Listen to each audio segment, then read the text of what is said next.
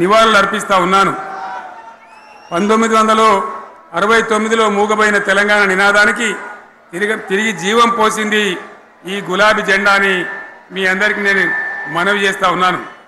ప్రజలు పరిపాలన అప్పగిస్తే విధ్వంసమైన తెలంగాణను వికాసమ పథంలో నడిపించింది ఈ తెలంగాణ. దానికి కూడా ఈనాటి కరెక్ట్గా 25 ఏళ్ళు నిండుతా ఉన్నాయి. ఆనాడు కొండా లక్ష్మణ్ బాపూజీ గారు ఆశ్రయం ఇస్తే ఏప్రిల్ 27, 2001న జలదృశ్యంలో టీఆర్ఎస్ ఆవిర్భావం తెలంగాణ చరిత్రనే మలుపు తిప్పిన ఒక మహోజ్వల ఘట్టం. పదవుల కోసమో, కులం కోసమో, మతం కోసమో, వ్యక్తుల కోసమో పుట్టలేదు ఈ గులాబీ జెండా. ఇది తెలంగాణ రాష్ట్ర సాధన కోసం పుట్టింది. పదవీ త్యాగాలతోనే మన తెలంగాణ ప్రస్థానం ప్రారంభమయ్యింది. అది ఫలించి మన స్వంత రాష్ట్ర కళ కూడా నెరవేరిందని నేను మనవి చేస్తా ఉన్నా. ఆనాటికి అలుముకున్నటువంటి చీకట్లను పారదోలడానికి, ప్రజల్లో విశ్వాసం కల్పించడానికి, ఆత్మవిశ్వాసాన్ని పెంపొందించడానికి నేను ఒక మాట చెప్పిన ఆ రోజు మీ అందరికీ కూడా గుర్తుండాలి. ఉద్యమం నుంచి వెనక్కి మరలితే, ఉద్యమ జెండాను దించితే నన్ను రాళ్లతో కొట్టి చంపండి అని చెప్పి నేను ఉద్యమాన్ని ప్రారంభించిన విషయం మీ అందరికీ కూడా తెలుసు. ఆ తదనంతరం జరిగినటువంటి స్థానిక పంచాయతీ ఎన్నికల్లో, ఆ తదనంతరం జరిగినటువంటి సిద్దిపేట ఉప ఎన్నికలో ప్రజలు బ్రహ్మాండంగా ప్రాణం పోసి ఊపిరిలిదితే అద్భుతంగా ఉద్యమం ముందుకు పురోగమించిన విషయం మనకు తెలుసు. 60 ఏళ్ల సమైక్య పాలనలో తెలంగాణది ఎంత గోస, ఎంత దుఃఖం, ఎంత వేదన, ఎంత హింస, ఎంత అణిచివేత చూసినామో మనందరికీ కూడా బాగా తెలుసు. గోదావరి కృష్ణనీళ్ళు దక్కకుండా తరలిపోతే తల్లి సనుబాలకు నోచని పిల్లల్లాగా తెలంగాణ బిడ్డలు రోధించారు. కరువుల కాటకాలకు గురయ్యారు. అర్ధరాత్రి కరెంట్లు పెట్టబోయి పాములు గుట్టి, తేలు గుట్టి చాలా భయంకరంగా అనాథల్లాగా చనిపోయినారు. ఆ రకంగా జరుగుతూ ఉంటే ఇక్కడ ఉన్నటువంటి ఆనాడు కాంగ్రెస్లో, టీడీపీలో ఉన్నటువంటి నాయకులు పదవుల కోసం పెదవులు మూసిండ్రు తప్ప ఏనాడు నోరు తీసి కొట్టాడలేదు. గులాబీ జెండా ఎగిరేదాకా కనీసం తెలంగాణ సోయిని కూడా ప్రదర్శించలేకపోయినారు. మీ అందరికీ తెలుసు, తెలంగాణ కోసం అవసరమైన ప్రతి సందర్భంలో పదవులు త్యాగం చేసిన వాళ్ళు బీఆర్ఎస్ బిడ్డలు అని చెప్పి నేను గర్వంగా మనవి చేస్తా ఉన్నా. కానీ పదవుల కోసం తెలంగాణను ఆగం చేసిన వాళ్ళు ఆనాడు ఉన్నటువంటి కాంగ్రెస్ నాయకులు అని చెప్పి కూడా నేను మనవి చేస్తా ఉన్నా. చంద్రబాబు నాయుడు ఆనాడు ముఖ్యమంత్రిగా ఉండి ఎంత ఘోరమంటే హైదరాబాద్ నడిబొడ్డున ఉండే తెలంగాణ గడ్డలో ఉండేటువంటి రాజధానిలో మన శాసనసభలో తెలంగాణ పదాన్నే నిషేధించినాడు.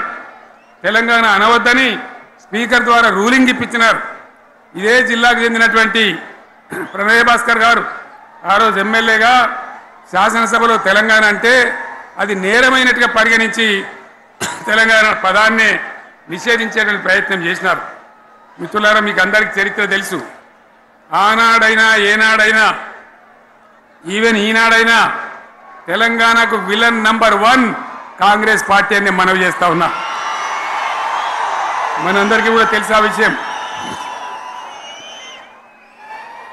తెలంగాణ హైదరాబాద్ స్టేట్ పేరుతో ఉన్ననాడు ప్రజలు వద్దంటుంటే కూడా బలవంతంగా తెలంగాణను ఆంధ్రాతో కలిపిన వాళ్ళే. ఏందా బాబు, ఏందా పని లేదా?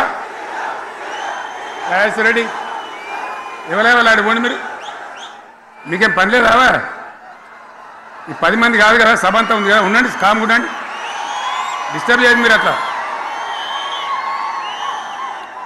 బలవంతంగా ఆనాడు ఆంధ్రలో విలీనం చేసింది కాంగ్రెస్ పార్టీ, జవహర్లాల్ నెహ్రూ.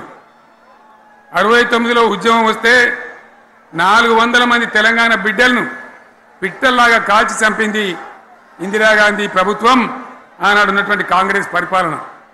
మళ్ళీ 2001 నుంచి మనం విజృంభిస్తే నంగనాచిలాగా ఇదే కాంగ్రెస్ వచ్చి మన బలాన్ని, మన ఊపును చూసి పొత్తు పెట్టుకొని తెలంగాణ ఇస్తామని నమ్మబలికి మనతో పొత్తు పెట్టుకున్నది కూడా మీరు చూసినారు.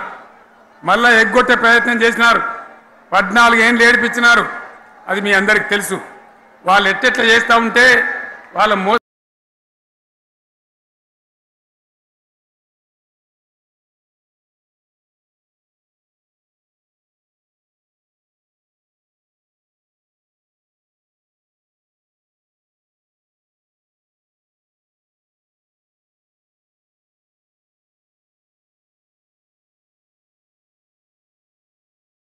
నిజాన్ని కప్పేయడానికి నేను ఇదే జయశంకర్ పార్లమెంట్లో ప్రతిపక్షాలన్నీ కాంగ్రెస్ గొంతు పట్టుకుంటే అప్పుడు దిగివచ్చి తెలంగాణ కోసం ప్రకటన చేసిన విషయం మీకు తెలుసు.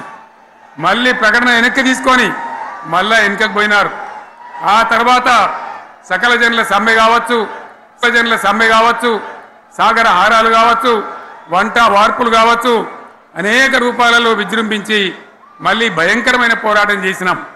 మళ్ళీ 3 ఏళ్ల తర్వాత వాళ్లకు రాజకీయ అవసరం ఏర్పడి ఆనాడు వచ్చి మళ్ళీ తెలంగాణ ఇస్తామని ప్రకటించి వాళ్ళకి ఇష్టం లేకపోయినా తెలంగాణ సృష్టించినటువంటి ఆ సుడిగాడుపులుగా తట్టుకోలేమని భయపడి తెలంగాణ ఇచ్చిన విషయం కూడా మీకు తెలుసు. తదనంతరం ప్రజలు మనకు అధికారం ఇచ్చినారు. దాన్ని మనం ఏదో అధికారం అనుభవించడానికి తీసుకోలే, బాధ్యతగా తీసుకున్నాం. ఎంత బ్రహ్మాండంగా పనిచేసినాం. రాష్ట్రాన్ని మన చేతిలో పెడితే ఎక్కడున్న తెలంగాణను ఎక్కడ తీసుకొని పోయినాం. అనేక రంగాలలో please please please please please ఒకటే మాట.